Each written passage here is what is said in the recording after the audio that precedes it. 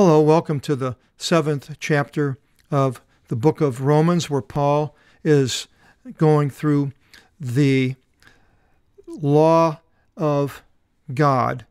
He's returning now to the Jewish Christians in Rome. The church in Rome was both Jewish Christians. We believe Aquila and Priscilla had left Ephesus and went to Rome. And I believe they were Jewish, and so they were there and the church started. Paul wasn't there yet. He hadn't been there, and he's writing to these people and telling them all about the things that God would have them to know. And he is basically now going back to the law. Other chapters he would stayed away from the law and talked about just general behavior of people, because we had people that were there who know nothing about the law.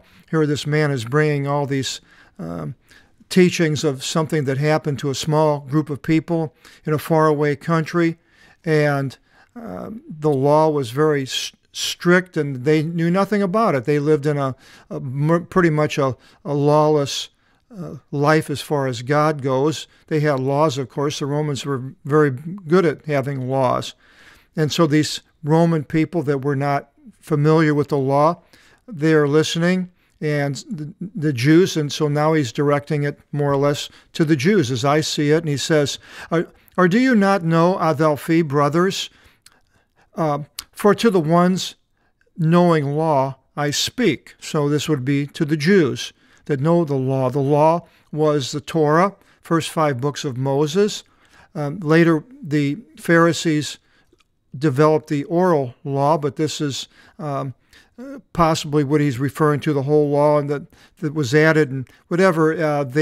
It says that the law dominates the anthropology, and is a derivative, over as much time as he lives. That is the one that's under the law. So if you were Jewish at that time and the law was written, and if you were Jewish, that law was over you. It's more or less like a Roman was under the Roman laws. Wherever he was at, wherever the Roman law was, he was under it. Then he continues, for the married Guinea woman is tied by law to the living husband. Okay, marriage. But if the husband should die, she's cleared from the law of the husband. So, of course, you could remarry if the husband dies. And that was in the Jewish law. Now, it may not be in somebody else's law. They may have had a law in who knows where, Africa or Asia, someplace where basically you couldn't remarry. But this was not the law that they were under, that Paul is talking about. Then he says, surely then, with the husband living, she shall be treated as an adulteress if she becomes to another android. It comes from that word. But if the husband should die, she is free from the law. The law is still there, but it doesn't apply to her. The law is the law. It doesn't apply to everybody in every situation. Same thing then and now, even our laws. It could be, law could be dealing with the different sexes. It would be one thing for a male, another thing for a female. If you're a male, and you wouldn't be under the laws that women have to adhere to, and vice versa. So she is free from the law for her to not be an adulteress, having become to another man, so if she remarries.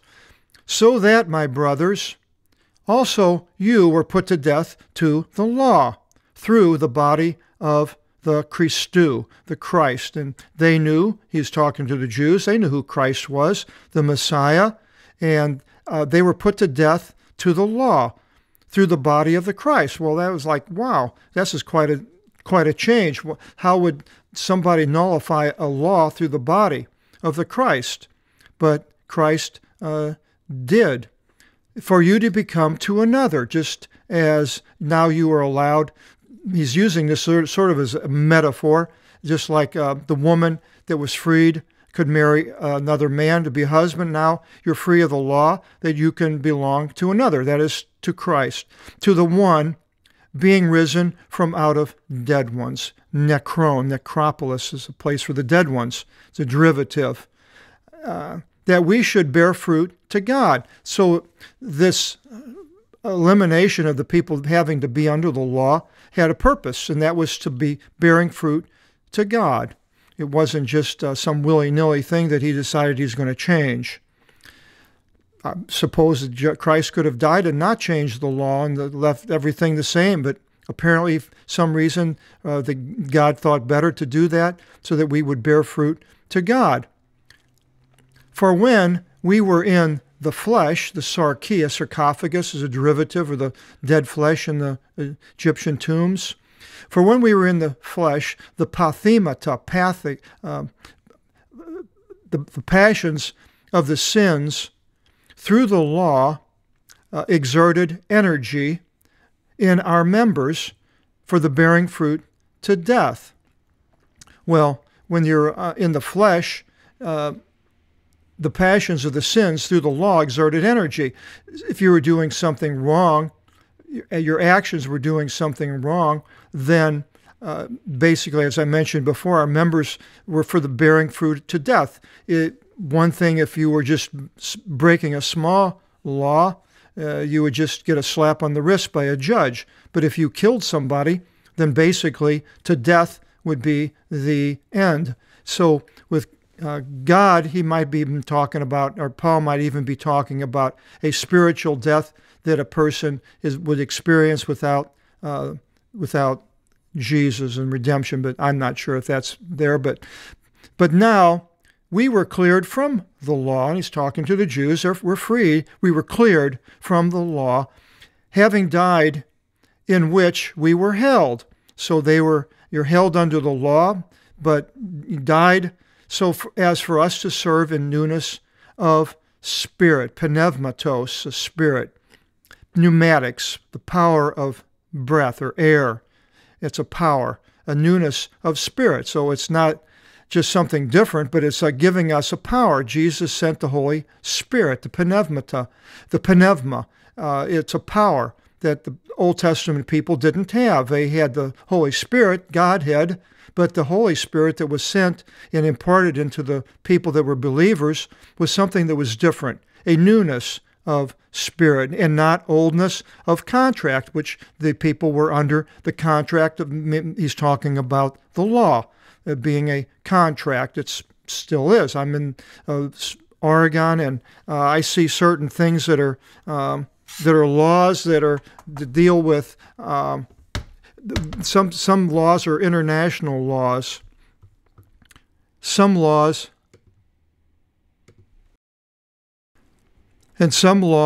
are deal in different types of situations. Probably there's a law in the jungle. People who live in tribal communities in the Amazon. They have laws of what they can or can't do, and somehow they know what they are. There are national laws under a country, the things that you could or couldn't do. You might be able to do one thing in Germany, but another thing in Thailand, you wouldn't be able to do the same thing. So they differ. There's local laws. We have them in the city. The city laws with police and speed limits are determined locally rather than on a national level. Organizational laws that have to do with organizations and how they are run. And then family laws. You have in your family certain things you can or can't do. If you're a teenager, you can't stay out after 11 o'clock and so forth. These different laws. But we're not free of law, but the law that was the law to the Jews is that one the person is free from. But there's a law of Christ it talks about, and that law is different. But we'll go on to that later here. But now we were cleared from the law, and that's the law that was in the Torah and the Moses. We're cleared from it. Doesn't mean that the law ceases to exist. The law is still there, and it's been there for thousands of years. People, Jews, still study the Torah today. They have all over the world throughout history. And but having died in which we were held, so as for us to serve in newness of spirit and not oldness of contract. What then shall we say? Is the law sin? May it not be. But sin I knew not except through the law. if you don't have a law, you're free to do whatever you want, more or less like an animal. Animals can do whatever they want. They're not under a law. They can go kill another animal and eat it, no problem. They can go and mate with any animals however they want to do, no problem. There's no law to the animals. So, but for also, I knew not lust, except the law said, you shall not lust. So the law gave directions here. And he wouldn't have known about lusting if it was an animal. He had no law. He would just do whatever he wants. But the law said, well, you can't do that. So he was under law, and he couldn't do it. But sin taking an opportunity, now we get into sin. That was, we mentioned in the last chapter, all these different things. We all have sin in us. We all do break the law, basically, missing the mark. But sin taking an opportunity through the commandment manufactured every lust in me. Sin, the commandment, if it says thou shalt not commit adultery, well, the lust of a person after another man's wife becomes adultery because of the law, not because it was natural, but the law said this. For separate from law, sin was dead. There was no sin, animal-like. And I was alive separate from the law at some time or another, metaphorically. But the commandment having come, sin was revived, and I died. So he was under the law, but then when the sin, at one time or another, but the commandment, that is, thou shalt not do something, sin was revived, and I died. Before that, he was free. And the commandment for life, zoin, we have zoo, whenever you see the zeta omega, it has to do with life, zoo, animal. And the commandment for life was found for this to be death. So if you break the law, like I mentioned, you can go to the electric chair. So the law has a lot of power, could cause your death. For sin, having in the same thing with the law that the Jewish people were under, if they committed these things, when death was the result. And so you didn't want to die, so you would obey the law. For sin, having taken opportunity through the commandment, thou shalt or shalt not, cheated me, and through it killed me. Now, he's using this metaphorically, that he's using the commandment, the law, it cheated me. Well, it's like, yeah, you can't do these things anymore. So if you do, you're dead. We're going to be killed. So that the law indeed is holy. Now, the nomos, the nomo, astronomy, we get the word nomi from this word. It's holy, it's separated, it's something set apart by God. And the commandment, holy. Now, there's interesting because he's changed, it separates the law and the commandment, and just and good. So that the law indeed is holy and the commandment holy, and just and good. We have the law of Moses, and then there are the commandments that God has. The law tells you what you can or you can't do, and a commandment was thou shalt do and thou shalt not do. It was more exact. I see it that way, best I can explain it. The thing then good, well, has it become death? May it not be. So really, it hasn't, because the good thing that God had planned by the law was not meant for our death, because it was meant to keep a person straight. But sin, that it should appear sin, was manufacturing death through the good in me. So it was sin that was in a person, and they were under the law, and the sin is the thing that causes, the thing that could cause death, and not the law. That sin should become excessively sinful.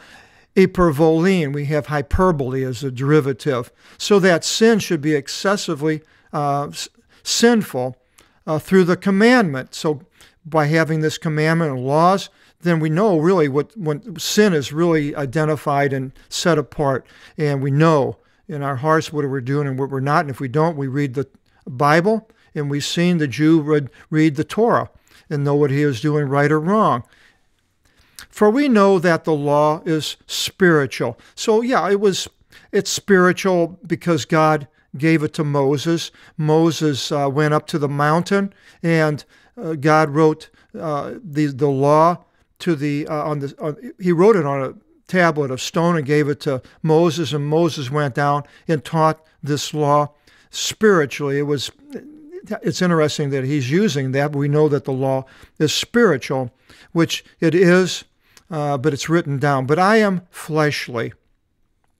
Now I am fleshly. I'm in sin, so my sin is not the same as the spiritual, having been sold under the sin. And so you're sold, having been sold under sin. That's an interesting way of putting it, that because of our weakness, we give in to sin. For what I manufacture, I do not know. Now, this is a really interesting part of 7:15, chapter 7, I think. And hopefully that the Apostolic Bible here, as we go through it, the way I have it set up here, where you follow the numbers and everything, will make this, it's a difficult passage, but once we see it, and the Greek is really nice because it gives you exact meanings for the words and the word order and everything. Or English sort of loses that. And I remember reading in the King James and going, scratching my head, now what is he talking about? Because it was really like convoluted, and who is he talking about here? But here is what it says: for what I manufacture, I do not know. For not what I want to do, this I practice. What I'm doing, I don't know why I'm doing it. I don't know why I do the things that I do. I sin, and I don't know why I'm doing them. What is in it? I question it. Why am I doing this? What is in me that's making me want to do these bad things or evil things or thoughts and all those things? I don't want to do this, and I do it. It's like, wow, this is terrible. And what I detest, I hate the things that I do at times, and this I do. Wow. But if what I do not want to do, this I do, then I assent to the law that it is good. Yeah, I know what's right and what's wrong, so there is a law. Otherwise, I wouldn't care. But now, no longer I manufacture it. Wow, I don't manufacture, what am I? But it is sin living in me. Everybody has sin in them. So to being perfect, being without sin in 6 is an ideal. This is the way we should be, and it is what we're going to be once we are out of this body and we're with Christ. But right now, sin has part of us. It's got a hold of us. We have lusts, sexual lusts. Want to be lazy. The body, it's living in me. It's lazy. Doesn't want to work. Wants to sleep in whenever it can. The muscles don't want to get up, move around. It just hurts. I just want to lay there and just take it easy. And then when I get up, I want to, oh man, I'm going to have myself some scrambled eggs. Oh, I'm not going to stop with the scrambled eggs. I'm going to put potatoes and then jelly and bread and just overeat. My stomach's, that part of me is, I'm hungry. I want more and more and more. So you end up overeating and gaining weight. And then, I want to have a beer at nighttime. And then you start, maybe I'll have another beer. Let me have another beer. And all of a sudden you're inebriated and having too many beers because something in you wants to drink the beer. And then you want your own way. With your body wants to do what it wants to do, wants to go where it wants to go. I had a dog, Arlo.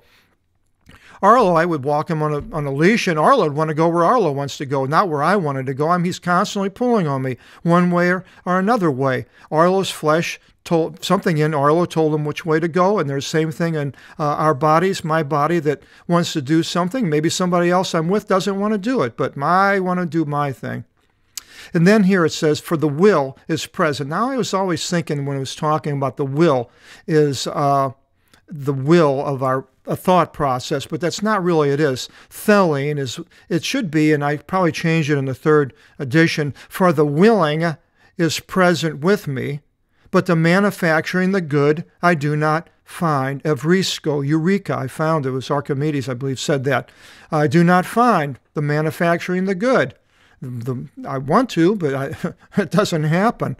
Now here we go. We follow the number here for 1, for 2, I do, 3, not do, 4, the good, 5, which I want to do. But the evil, which I do not want to do, this I practice. Wow, that's right. Gosh, Paul's got it completely right. It's like, that's right. This is what I practice. Not, wow. But if what I do not want to do, this I do, no longer I manufacture it, the ego, the ego, we use in psychology, the ego, the I no longer I manufacture it. Wow, that's a strange thing. Well, how can anything be manufactured if it wasn't I? But it is sin living in me. Wow, sin living in me. It's like a power. Where does it come from? How does it appear? What is it? I mean, is it in my DNA? Is it some bacteria that I'm being attacked by? What is this thing that's living in me, this sin that's doing it? Paul's saying here, it's not I. I don't want to do it, but there's something in me. It's like you're being attacked. I find then the law wanting in me to do the good. So the law wants to do the good. That with me, the evil is present. Wanting in me to do the good, that with me the evil is present. So the law hasn't really stopped me. It's there as a guide. For I delight in the law of God according to the inside man. Now, I'm not exactly sure if he's talking about the law, the Torah law, or if he's talking about the law of Christ according to the inside man. The inside man, what's inside of us, not the physical, more or less the spiritual. But I see another law in my members. Wow, another law. So now he's going into a lot of these people that knew nothing about the law, and they may have been almost wanting to fall asleep because this is like, oh man, this has got nothing to do with me. But now all of a sudden I see another law. What, another law? In my members, that's the hands, you're undertaking an expedition against the law of my mind in captivating me to the law of sin being in my members. There's another law. My members, I mentioned before, well, what are our members? Our members, it could be a sexual organs. We have sexual, an expedition against my mind. My mind, I don't want to do this, but then all of a sudden there's this attack coming. It could be the stomach, like I was mentioning before, wanting more food than it needs. And it's against my mind. And what is in the mind? So there's a difference between the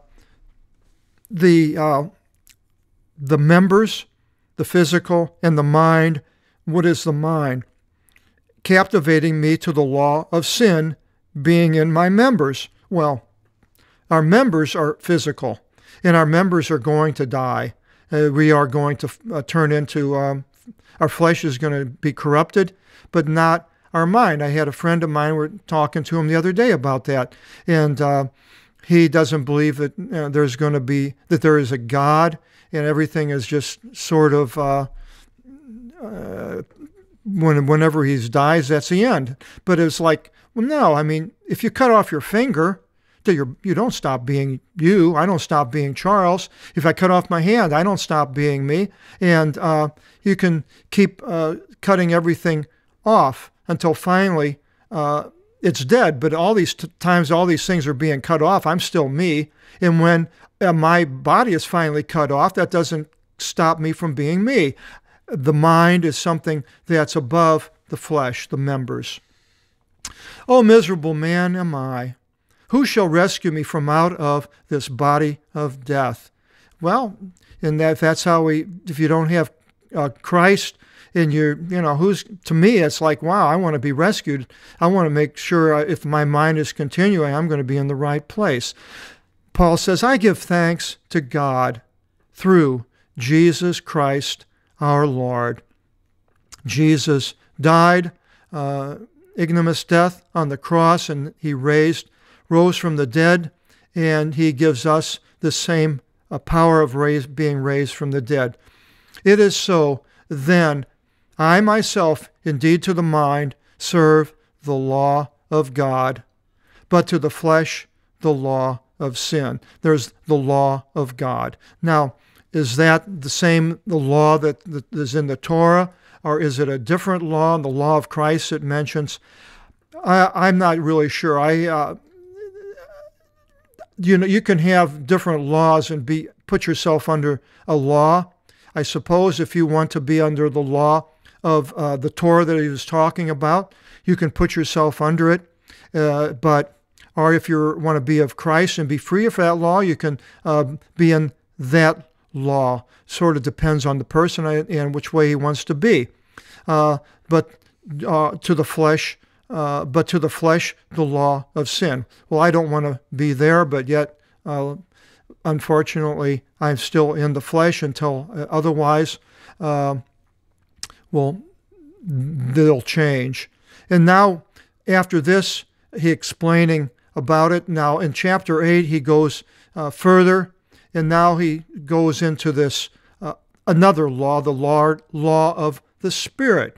And we will continue in chapter 8 in our next seminar, and hope you'll join us, and God bless.